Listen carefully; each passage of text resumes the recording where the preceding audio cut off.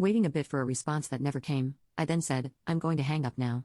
I don't plan on contacting you guys anymore, so after I hang up, I'll block you, Dad, and Kristen's numbers. You guys can delete my contact information too. Bye. With that, I ended the call. The last thing I heard was a bewildered huh? From my mother. Before another call from her could come in, I quickly navigated my phone to block all three of them. After completing the settings, I took several deep breaths and moved closer to the living room window. From this 25th floor apartment, I couldn't see people outside without looking down.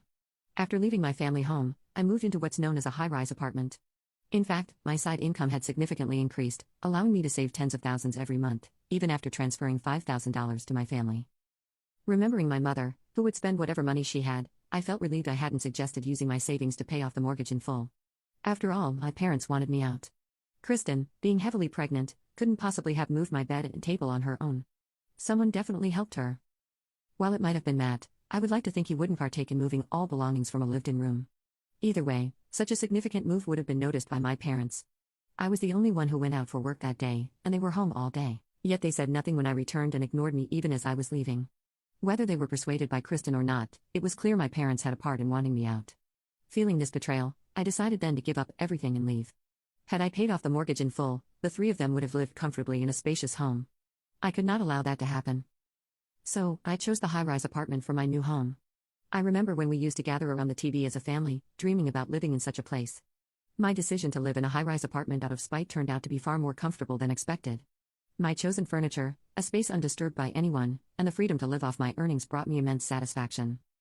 Making my potentially struggling mother believe I was living in a luxurious home felt exhilarating. I may have bragged a bit too much about paying $5,000 in rent, but my mother never noticed. Moreover, getting along well with my neighbors on the same and adjacent floors was a delight.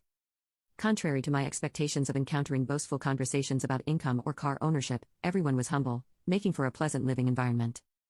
3 months later, my peaceful life was disrupted. As I left the office, Kristen approached me from behind. "Sis, there's something I need to talk to you about." Her lips trembled as she spoke, her appearance rougher than a year ago, likely due to childbirth and parenting.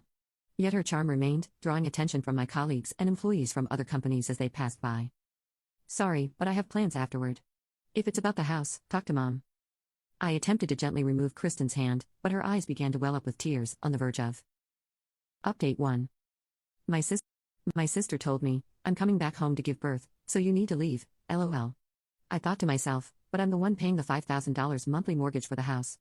Later, all my belongings were thrown away, so I decided to move into a luxury condo by myself on moving day. Like me, I wish the party would end soon. Ever since then, my parents had been doting on my sister as if she were an investment for their first grandchild.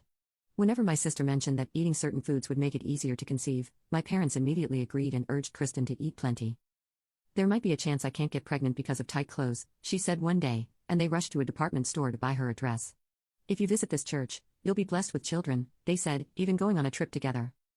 My parents indulging my sister was nothing new to me, so I didn't think much of it, aside from it being their usual behavior.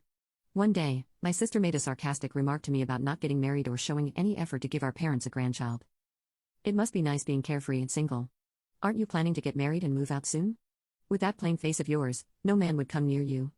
You need a bit more sex appeal. Should I teach you how to do your makeup?" She laughed.